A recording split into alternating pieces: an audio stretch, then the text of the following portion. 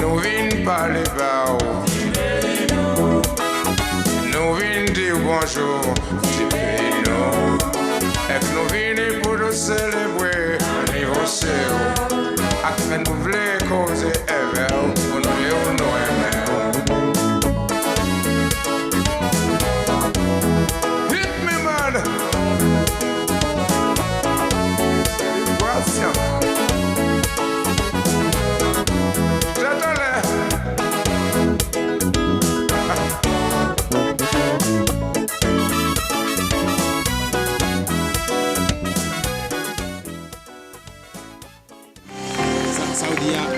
Voice of Life Radio, Lawia, Kisa, Cindy.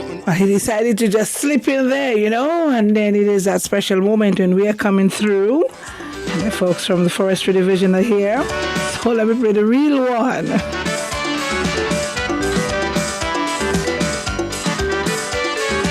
Any song about Dominica is so nice. Sure puts you on a high. If you're like me, that is.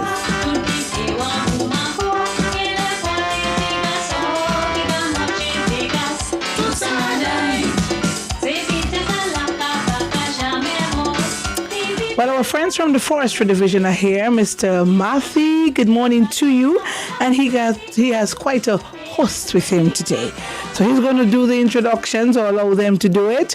And also we have a visitor here with us all the way from England, is it? Yes. Way to go. Hallelujah. God bless you, young man. Mr. Matthew, it's all yours. Okay, hello, good day, all our listeners, the audience all across the world in Dominica, regionally, internationally. Well, I'm there once again on a Thursday, Moment with Nature, where we speak about what our activities at the Forestry Division.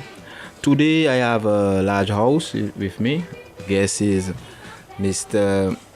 Michael Sultan, Daniel Nicholson, and someone understudying the work that we are doing. Josh Barron. So, Michael Sultan, could you please give us an introduction of what we are? Introduction about yourself first, and each of you all will give the audience something about you all, you know. All right, good morning to the general listening public. I am Marshall Sultan, the senior amphibian technician on the Dominica Mountain Chicken Project, which is a division within the Forestry, Wildlife and Parks Division. Good morning, listeners, and good morning, Dominica. I am Dan Nicholson. I'm the ZSL representative, the Zoological Society of London representative over here on the Mountain Chicken Project. I'm over here from the north of England for a few months. Okay. Could you speak more directly into the mic and just go ahead and you may have to do it all over. Oh, sorry, listeners. There. You can lift the mic. You can lift it. Not used to their whole. Very good. You're there. So To repeat, I'm Dan Nicholson. I'm the British representative for the project. I'm working with the Zoological Society of London, and I work closely with Marshall on the project to help liaise with London and help offer my expertise. Okay, and last but not least, I am Josh Barron, the assistant amphibian technician, work on the Marshall Sultan, and we will be giving you some information about the project today. Okay, back to you, Marshall Sultan. I can recall that last year, was it, that there was a volunteer as well from England doing his PhD studies based on the work that we are doing on the breeding of the mountain chicken and the testing for psychic disease. Could you give us a brief update on that, please? Sure, I'd be more than happy to give you an update on the research we did last year. So we do have some interesting finding for the project. Well, last year we undertook some very intense fieldwork. It's actually a year-long research. It was a PhD study for a gentleman in England, Mike Hodson. So what we really wanted to know is the prevalence of chytrid on the island, where exactly the chytrid is on the island, and the total number of frogs and what exactly is happening in the wild. From that research, I can tell you we did have some positive findings. I can confirm that we are seeing breeding signs in the wild, and that we are seeing that the mountain chicken are now producing juvenile frogs. So that is a very positive sign that the frogs are out there surviving. We can also confirm that from that research, we found out that some of the frogs are surviving with chytrid. It's still too early to say whether that they are developing a resistance, but it is positive signs that something's happening. Maybe the frogs in the location they are, they may be lucky that chytrids haven't gone there, but so far we can say that they are surviving with the disease. And as well, we can say the population is growing because we continue tagging new frogs, we continue finding new frogs. Even last night while we were out, we got new frog, which is positive after Tropical Storm Erica. So another thing from this study, again going back to the study of last year, there was this debate whether the frog was local to Dominica or Montserrat. And from data analysis of last year data, we can confirm that the species now can be treated as one, which is the same as on Dominica and as Montserrat. And just to remind the listening public that the mountain chicken can only be found on Dominica and Montserrat, which is a privilege to have, definitely. Okay, not straying away from the topic, but the chytrid disease, just for the audience to be well aware of that. If someone eat a frog with such disease or illness, what would be the outcome? All right, well, definitely we do not encourage persons to eat mountain chicken. Just let the persons know while we're in the hunting season to say that there's a total ban on hunting of mountain chicken. You are not allowed to eat it. If you've been caught maybe hunting or eating mountain chicken, you could face a fine of roughly $400 and maybe imprisonment. And so we just want to add it to the person that there's a total ban, no hunt of the frogs. But back to the question where if you eat a sick frog, I would say that if you eat an ill animal, you never know the consequences that you may have. Exactly. Maybe Dan, which is maybe more a biologist, could also expound on that a little bit. Yeah, as far as the chytrid fungus is concerned, there's no risk of human infection. So, as Marshall said, please don't go out and eat the frogs. If by any chance you come into contact with a frog with chytrid disease, there is no chance it can spread to you or any humans. There's no zoonotic risk. It won't spread to humans at all. So if you catch a frog with chytrid, we could just, someone in the wild could catch a frog with chytrid. They could like bring it to the facility, call you, or what should be done? Okay, we do have an outreach campaign, which is called Have You Seen Me, Have You Heard Me? And it is geared for the public to call in. So wherever you are out there in Dominica and you may maybe hear a frog, you can actually call into the forestry department and let us know. And we advise person that if you see a frog, do not catch it. So just leave it at is, but just call into the forestry division and let us know where exactly you hate. It's been a very long time that person maybe never heard a mountain chicken song. So we're gonna play an audio of what the mountain chicken sounds like. So if you hear it, you would know that it is a mountain chicken frog.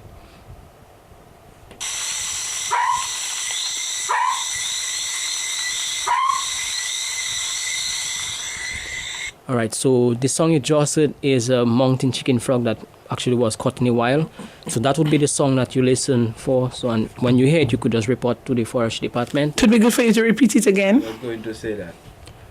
Repeat this song of Okay, the mountain. and I'll play the song for the general public again to hear.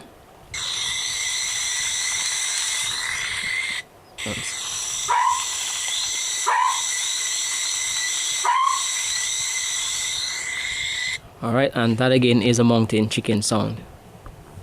Okay, Mr. Josh Baron, as you're understudying what these guys are, two gentlemen are doing in the lab, or in our breeding facility, could you just give us an overview of what it entails on a daily basis within the breeding captivity? Okay, within so the facility, sorry.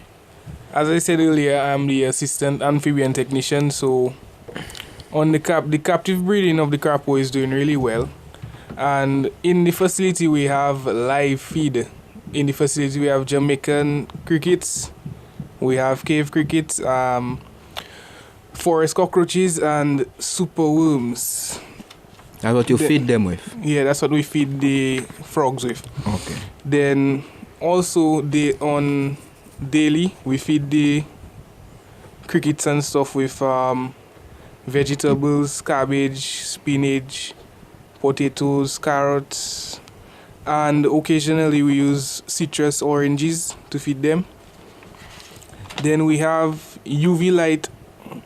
We provide the UV light for the captive animals because that helps with their bone development.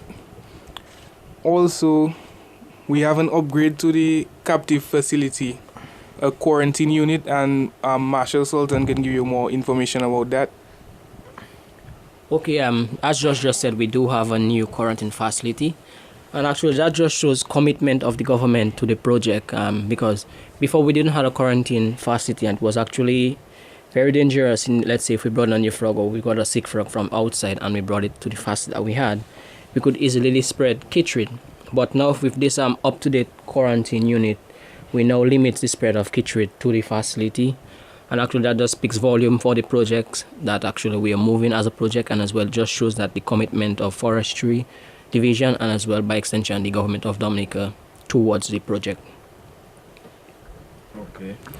Okay, also we have the breeding behavior in the facility. We have been seeing that they have been making nests, but unfortunately they have been infertile nests in the captive breeding. But outside, as we are finding juvenile frogs, that means that we have inbreeding in the wild. And also this year we had one nest, but unfortunately that was infertile too. We had a nest earlier on in the summer, coming into the breeding season. But as I said before, like in the wild we have inbreeding because we are finding juvenile frogs in at the sites.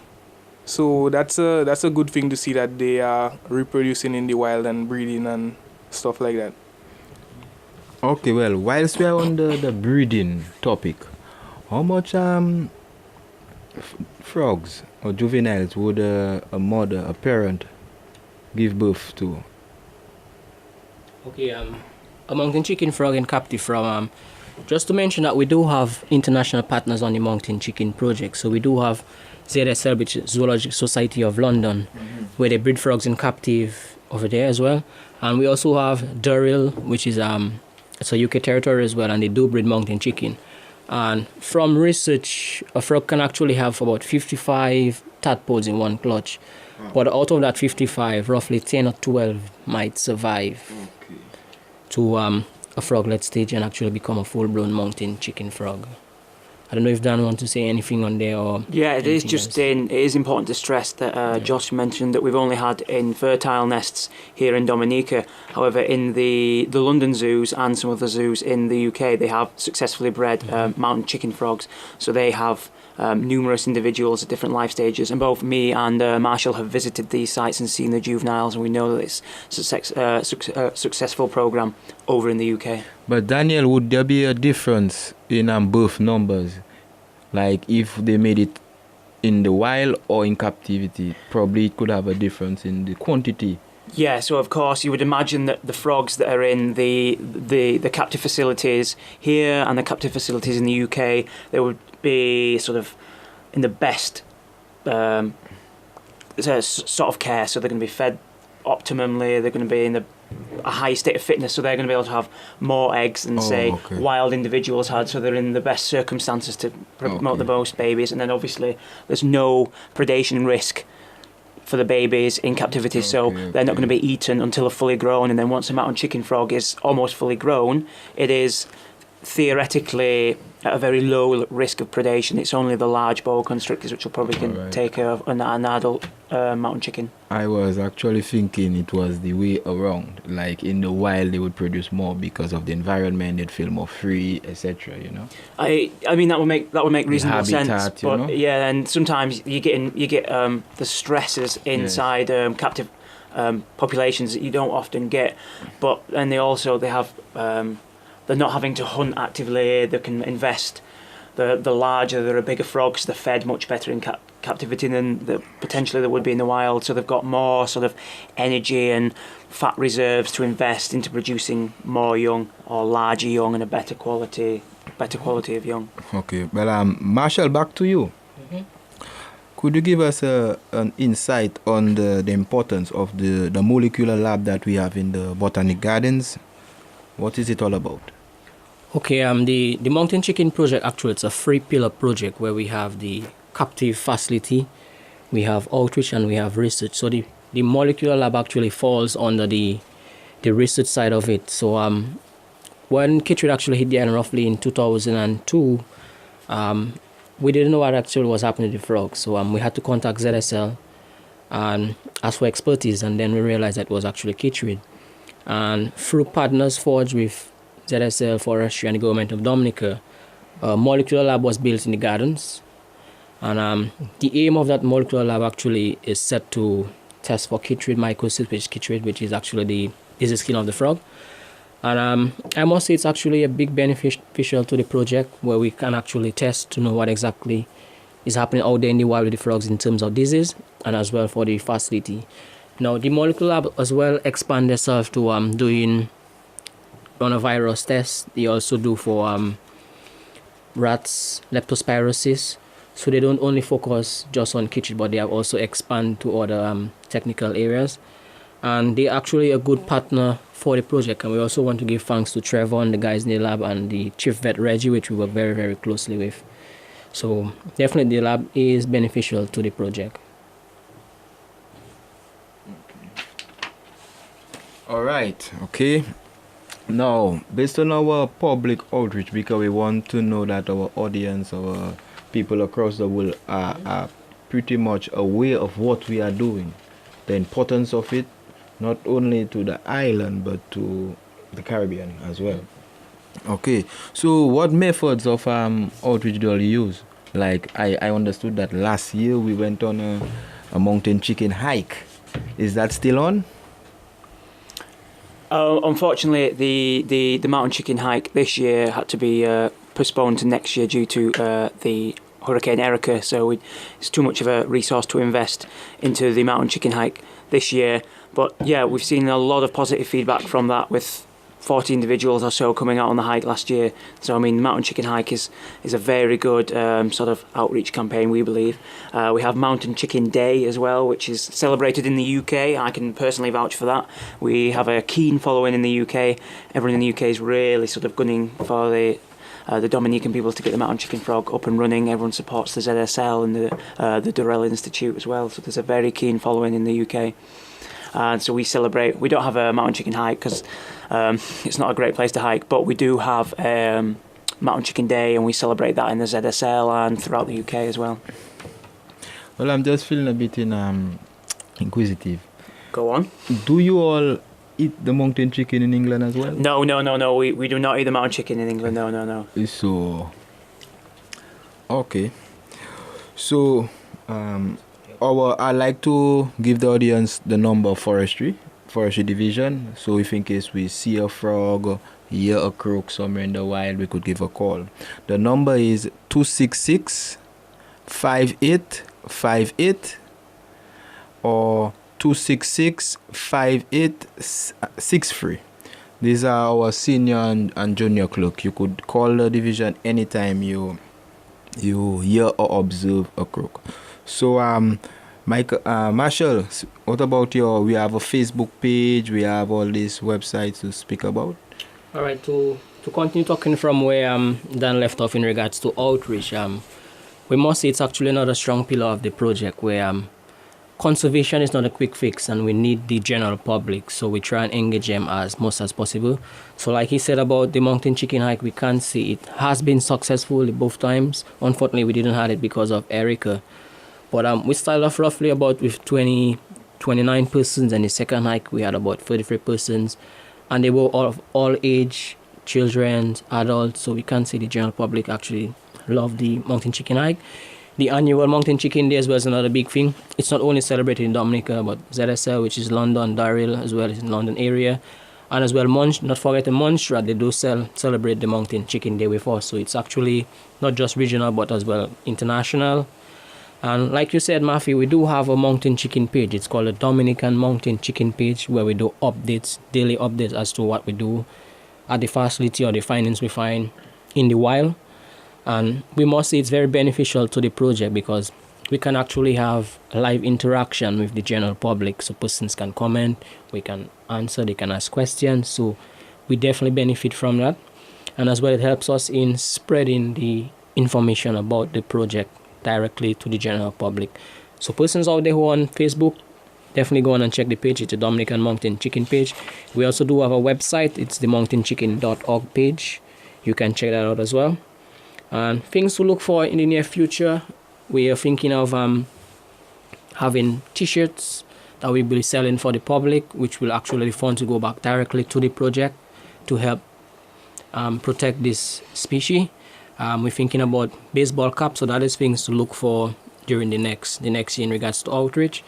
We also go out to the schools and the PowerPoint presentations and churches, local groups, and so on. So the outreach definitely is a strong pillar for the project. Definitely.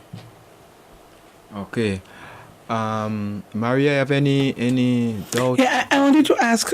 I know that they have the project going on at the gardens, and then you have this young man from England, Mr. Josh Barron.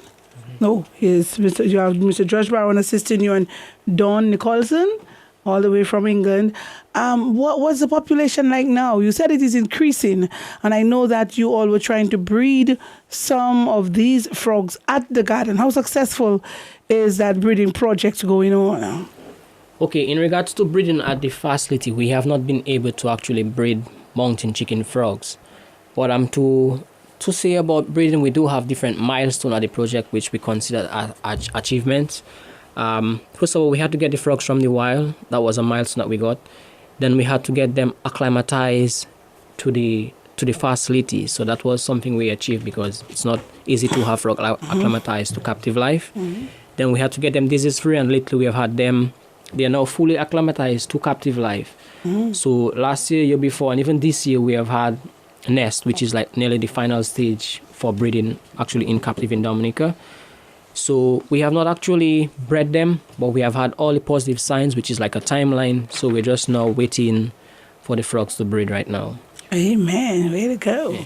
And in regards to numbers, we're just below 100 out there. It might sound all of that number. is at the facility? No, those are in the wild. In the wild. At the Okay. facility, we now have 5. 5, okay. Yeah. And hopefully, if you could breed, you would be able to breed Increase them and number. send them back. And how are the ones in the wild doing? Have you been able to test them and see that they are disease-free? Dan, would you like to answer that question? I can, yes. So at the moment, and some of the studies that I've been on in the last few days, we've been out and we found very large females in very good condition. So Wonderful. They're not emaciated, they're not skinny, they're in good condition, they're very strong enough to break out of the plastic bags that we hold them in. We haven't seen any. It's very difficult to see sort of obvious signs of chytrid until it gets really, really bad. But at the moment, we haven't seen any direct signs of chytrid on the frogs, so no lethargic frogs, no sick-looking frogs. They've all been in good condition, and I think Marshall can probably vouch for the last few months, because I've only been here a couple of weeks, but I'm sure Marshall can sort of agree with me on that side and say that he's nodding his head, so he's agreeing that in over the last few months we haven't found any sick frogs and haven't found many signs of the disease. So it's looking promising, looking very promising. Wonderful. Okay, I was just analyzing for myself that for the past years we have always been having a number of volunteers from England or from anywhere across the world. What would be the source of global importance of the project? Why do we always have like a fresh volunteer? Was it important to you all? Excellent question, Matthew. Thank you very much. So it's very important to stress that the issue that we have here on Dominica with the frog declines and the chytrid fungus, it is not isolated to Dominica alone. It is a global issue. Chytrid fungus is on every continent bar Antarctica, which is too cold. So it thrives in warm, wet conditions, and it spreads all over the globe, particularly in the tropics. So it's in Africa, Central America, the Caribbean, Australia, now in Madagascar, and we even have it back home in the UK, where it's less of a problem because of the temperature. But it's causing global frog declines across the globe, extinctions across the globe. Hundreds of frogs have probably gone extinct. Hundreds of species of frogs have probably gone extinct from the 90s when the whole chytrid fungus became an issue.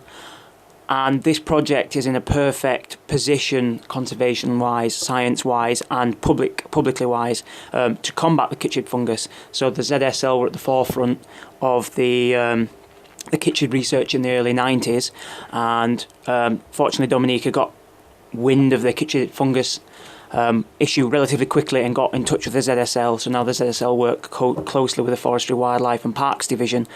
And Dominica is uniquely situated in this sort of conservation world because the mountain chicken frog, unlike a lot of other frogs, is a huge cultural icon of the island. It's on the coat of arms. Mm-hmm. It's a national bank symbol. A lot of people associate very well with it. It was formerly the national dish. So there is a huge call and huge reason to bring the frog back. And the people of Dominica are very very aware of the situation. And we continue the outreach to make them more aware.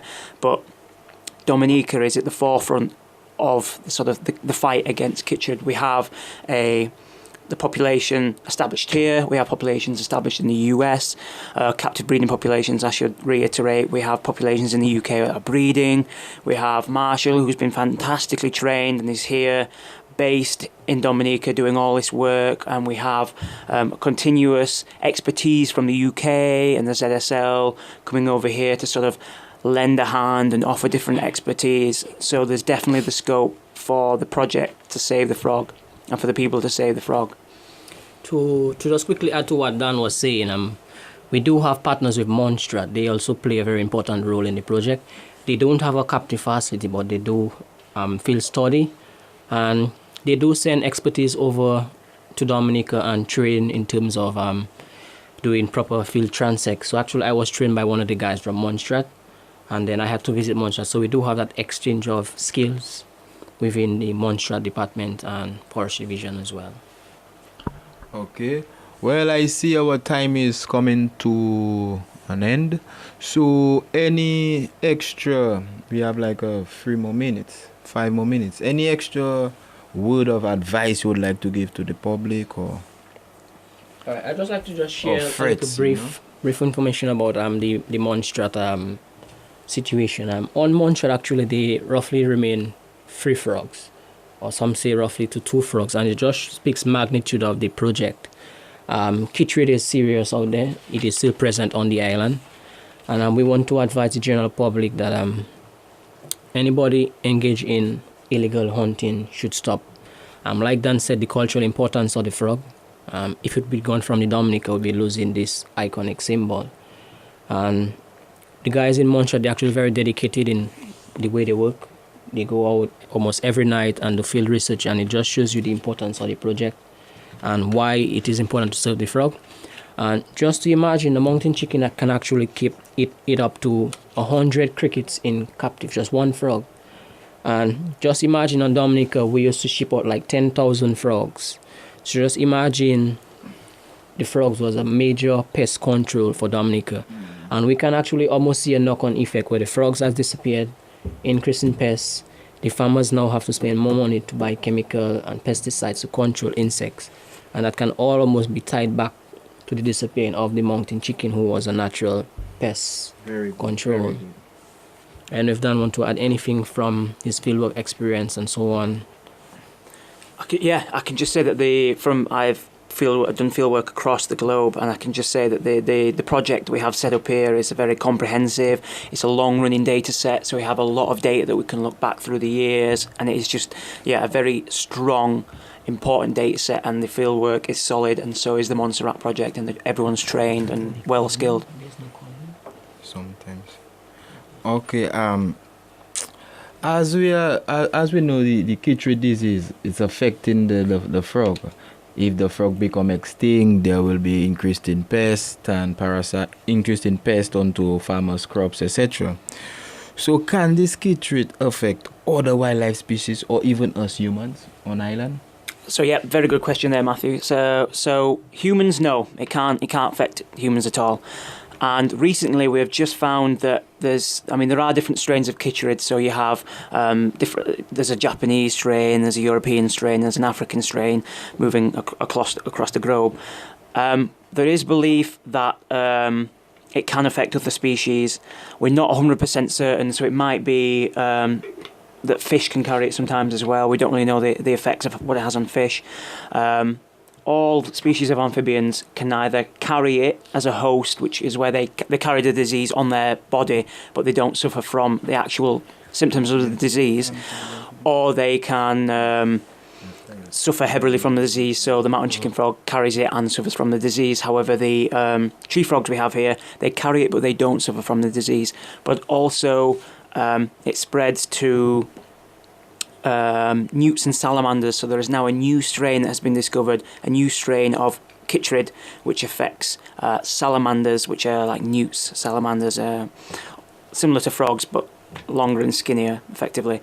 Affects them in Europe and in other places across the globe, and also affects an amphibian called a Sicilian, which is almost like a worm. It's almost like a snake that lives underground, and we now know that they also suffer from the effects of chytrid. So it's frogs as well, but also salamanders and other amphibians. So it's a very sort of potent disease throughout the amphibian world. Okay, excellent answer. But it won't affect trees, right? Trees? No. Just at the moment, just amphibians and mainly amphibians and aquatic animals. And some people believe that other animals, such as frogs and crayfish and crabs, might be possible vectors or carriers of chytrid, but that isn't confirmed, and we need to do research on that. Okay, well, Maria. 10:31 is our time, and you heard it from Mr. Matthew this morning. We had quite a crew here with him. Read the frog situation, you know, that it is banned. You are not allowed to hunt it even during the hunting season, because it does, the frogs in Dominica have been suffering from, how many years now do we have that disease of the frogs? Quite a few years now, you know.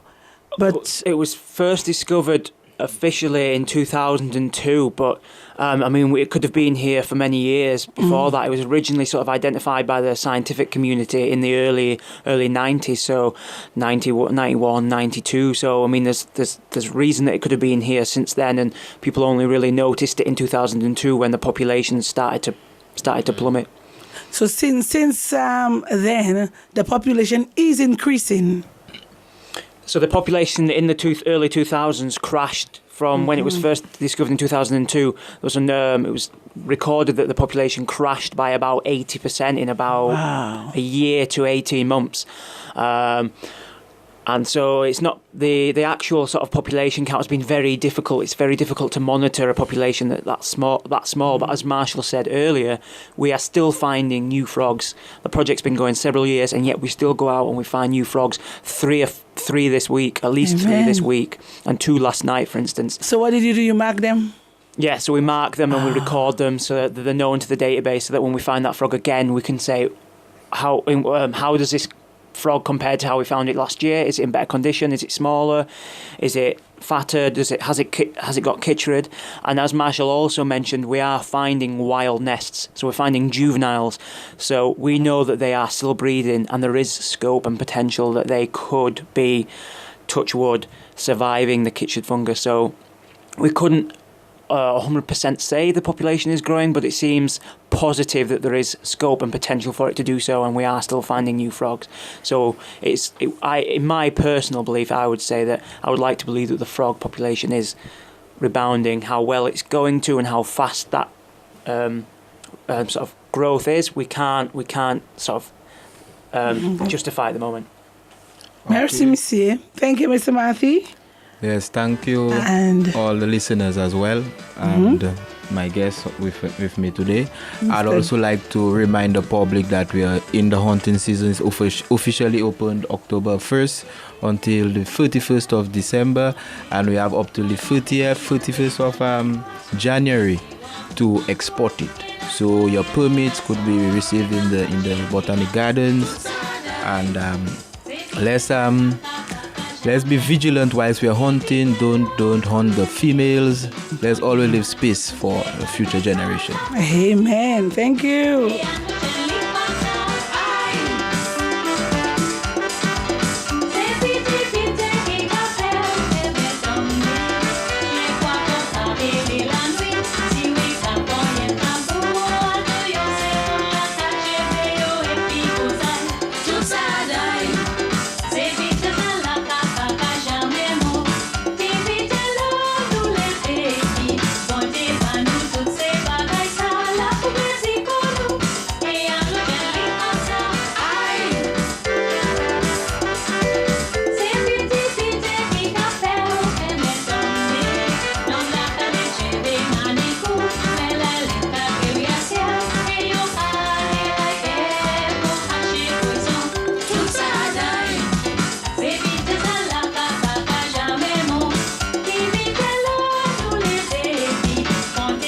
Well, Dr. Owen Lutzer is coming in a wee while, but before that, I'm going to play this for everyone who's in tune this morning. Hallelujah.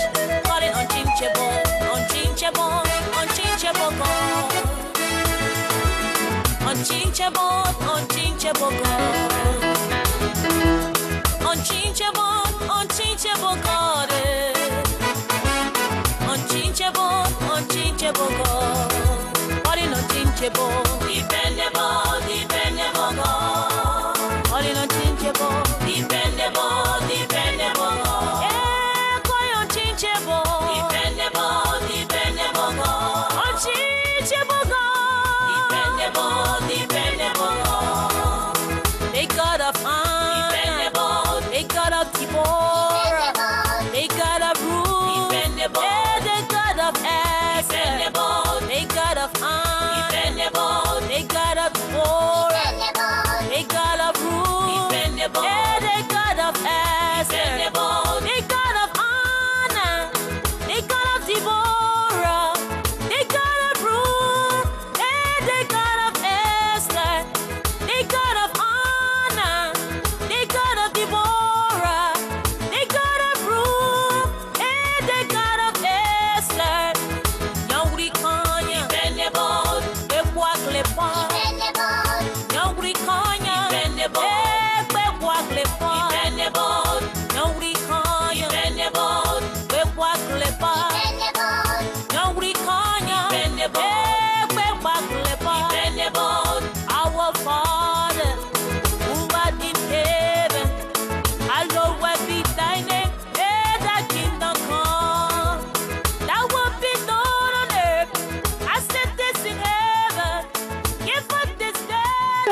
Yes, indeed.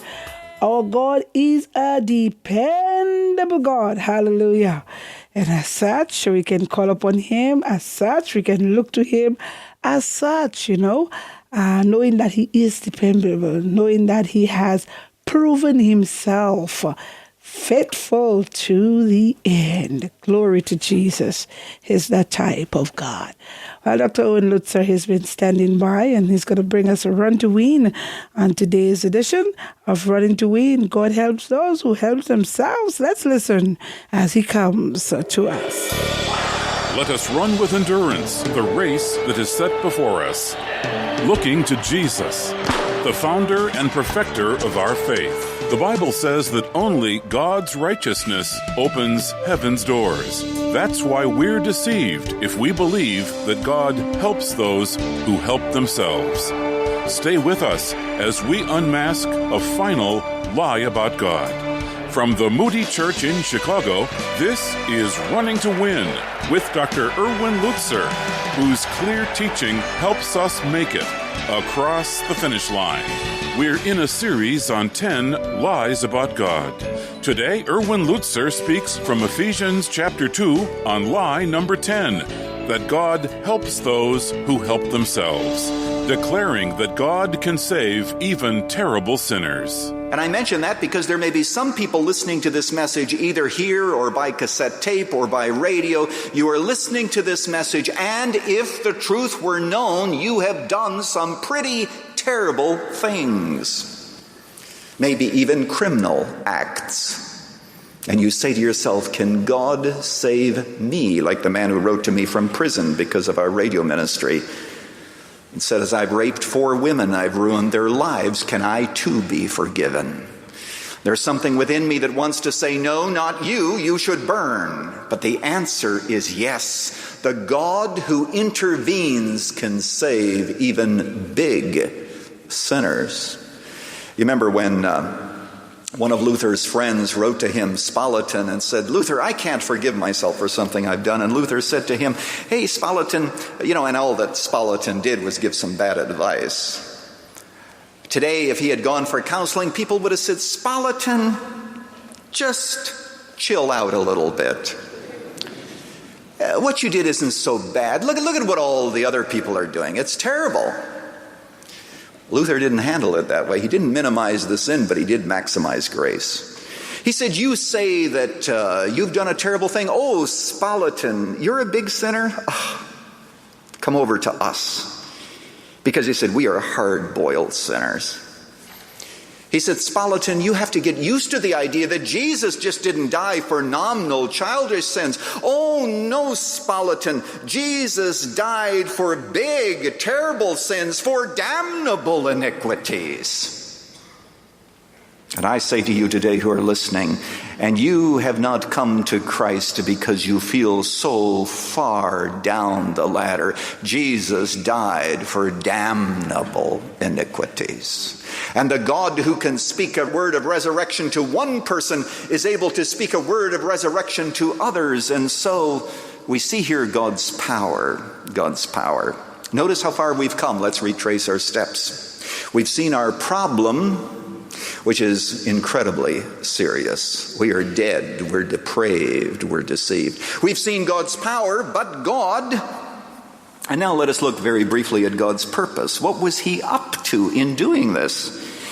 Well, I'm going to pick it up there again in verse 4 to get the context. But because of his great love for us, God, who is rich in mercy, made us alive with Christ even when we were dead in our transgressions. It is by grace you have been saved. And God raised us up with Christ and seated us with him in heavenly realms in Christ Jesus, in order that in the coming ages he might show the incomparable riches of his grace expressed in kindness to us in Jesus Christ.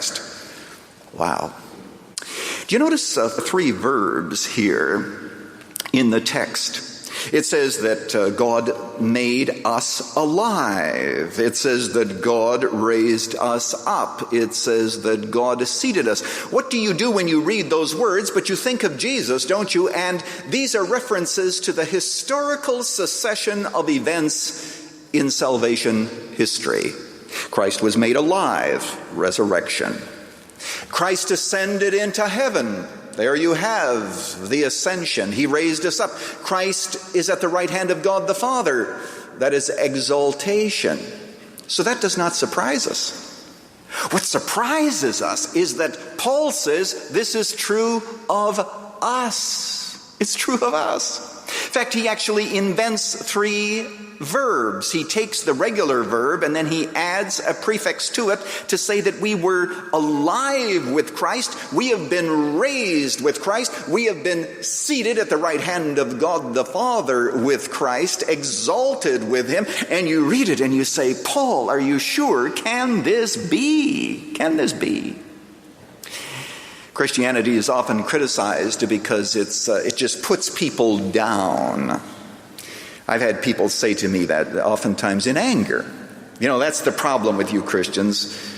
I know that there was one case in which that happened, where someone who was sitting on the platform remembers that, where I was at a certain place here in Chicago, and then they just said, that's the trouble with you Christians. You know, you're always putting people down. You're always talking about sin. I know, we're always talking about sin. We're putting people down. But I want you to know that if you believe in Christ, there is no religion in the world that so exalts undeserving humanity as the gospel of Jesus Christ. Notice that the text says we have been raised with him. And this isn't just positional. This is actual. You are legally and judicially in heaven today. You are seated at the right hand of God the Father. Now, why all that? That's what we're trying to answer. What is God's purpose? Did you notice it? That in the ages to come, this is verse 7, that in the coming ages he might show the incomparable riches of his grace expressed in his kindness in Jesus Christ. What is the first purpose of redemption? It's not for us, it's for him. That he might throughout the ages have trophies that display his grace. Listen to me carefully. When Jesus was raised from the dead, that was an act of power. But when you and I are raised from the dead, it's an act of mercy.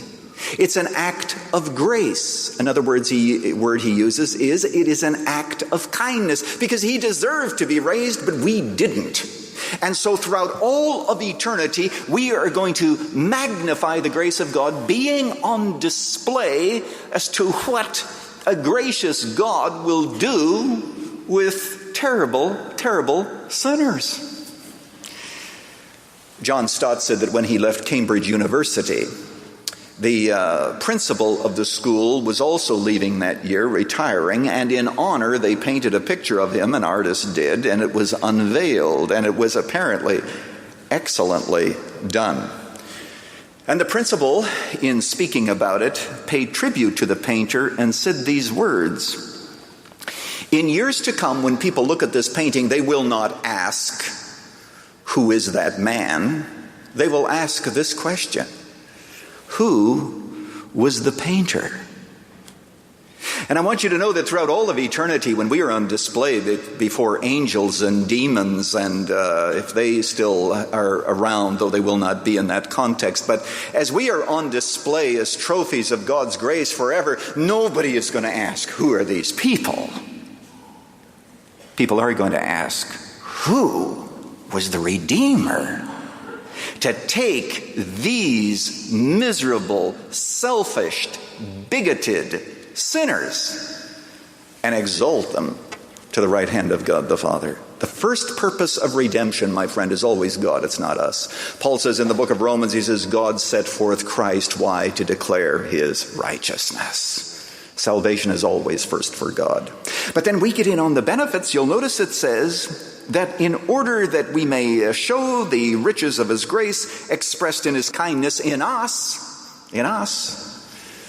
there's a lovely line in Mozart's Requiem in which he says, "O merciful Jesus, remember that I was the cause of your journey." And that's right, he was. You and I are the cause of his journey. And the first purpose is for God. The second purpose is for us. He comes to redeem his people from their sins, so that throughout all ages, glory might go to God. Well, does God help those who help themselves? You know, it says this in the book of Romans. It speaks directly to the issue. It's almost as if the Apostle Paul said, you know, someday Ben Franklin's going to say something and I want to set him right. Let's listen to what he says. Now, when a man works, his wages are not credited to him as a gift, but an obligation. In other words, you earn it.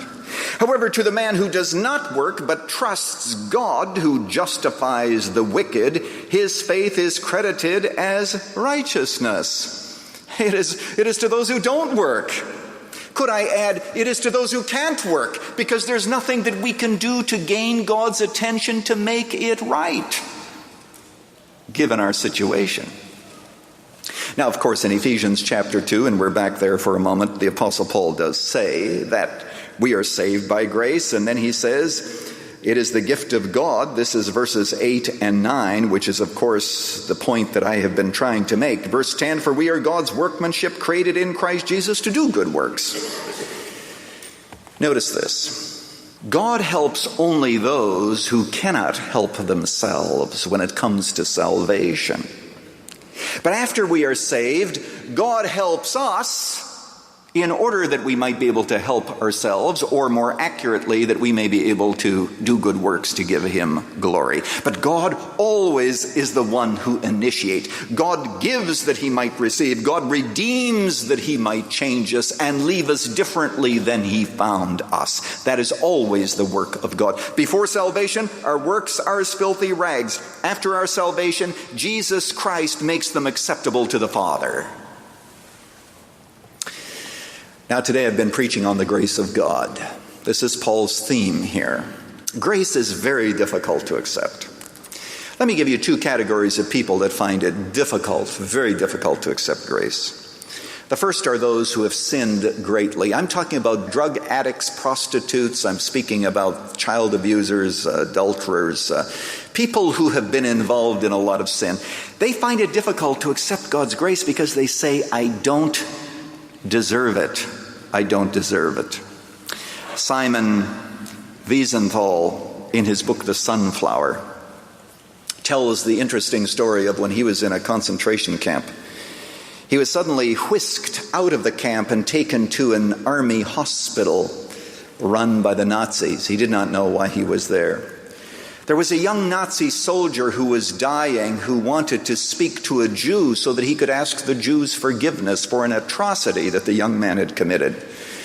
Specifically, this young soldier had blown up a Jewish village, and the screams of the women and the children haunted him, and now he was about to die, and he wanted to speak to a member of the race whom he had brutalized. And that's why Wiesenthal was brought into the hospital. And so the young man began to unburden his soul. And could not this Jew, Wiesenthal, could he not forgive him? Well, some of you know the story that the answer was no. Wiesenthal said that, first of all, he could not take such a terrible atrocity and simply grant absolution or forgiveness. Number two, he could not speak on behalf of the dead, he said, who had experienced these atrocities. And so the young man was left to die without the benefit even of one human being's forgiveness. Afterwards, Wiesenthal thought to himself, I'd like to know whether or not I did right. And he wrote a letter to 32 different people, respected in various disciplines, and told them the story and said, what would you have done? 26 said, you did right. There's no way you can speak for the dead. 6 said you should have taken the high road and at least, as a human being, have granted the young Nazi his forgiveness before he died. Erwin Lutzer with part 3 of The Lie That God Helps Those Who Help Themselves, the last of 10 lies about God. Next time, more on Wiesenthal's Dilemma. 10 Lies About God can be yours as a CD series, sent as our way of saying thanks for your gift of any amount to support Running to Win. Just call us at 1-800-215-5001. That's 1-800-215-5001. Online, go to offerrtw.com or write to Running to Win, Moody Church, 1635 North LaSalle Boulevard, Chicago, Illinois 60614. Evolution takes another hit as Dr. Ray Boland describes in great detail the biology of human uniqueness. Now on Probe.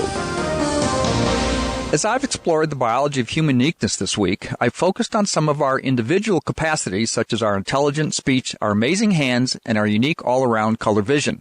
I've used throughout the wonderful book by Michael Denton, Nature's Destiny. Today, I'm looking at one of our key distinguishing characteristics which combine all of these. Humans are the only biological creatures that have mastered the use of fire. If you think for a minute, every other animal has nothing but fear when it comes to fire. We are also fearful of the damage it can do, but we have also managed to harness it and use it. There are a couple of obvious advantages for the use of fire. First, it provides additional light after sundown that extends our activity into the evening. Second, fire provides additional warmth in the evening and allows us to venture into colder climates. Third, fire allows us to cook food, particularly meat, which is a very significant source of fat calories and protein. Cooking our food certainly distinguishes us from any other creature and has allowed us to add the necessary energy to fully use that big brain of ours, which is a major drain on our energy stores, even at night. But beyond these, if we never harnessed the energy and power of fire, we would not have been able to develop tools involving metal. Using heat to forge ever more powerful hand tools and weapons revolutionized human culture. Without fire, we could not have developed any form of chemistry, and especially the use of electricity. Electricity has revolutionized human existence. But how have we been able to do this? First, we need to take advantage of our intelligent capability for abstract thought and reasoning. As I said earlier, we too fear fire, but we need to be able to think about and be curious enough to not only rationalize that we might be able to harness its power, but that it would also be useful. This requires high-level reasoning. Denton also points out that for a fire to be sustainable, it needs to be at least 50 centimeters across or about 1.5 feet. To create a fire of this size, we need our upright stance to walk the distance to gather the right amount and size of branches to create a fire of this size. So we need our upright stance, free arms, our hands, our discerning vision work together to allow us to create a sustainable fire. Therefore, the control and manipulation of fire requires a combined use of our unique biological capacities. Think about this the next time you sit around a campfire or grill your supper on a warm summer day. It's part of what makes us human. This has been Probe with your host, Dr. Ray Boland. Get your free copy of Ray's transcript, The Biology of Human Uniqueness, at probe.org. Then join us next time as we help you reclaim and proclaim the truth, God's truth, here on Probe. Très bon. Interesting insights this morning. There's nothing like a familiar voice when you need company. The voice of a true friend that gladdens the heart. Well, you can hear that voice daily. The voice of life. Broadcasting on the frequencies 102.1, 90.7, and 106.1 FM. The voice of life radio.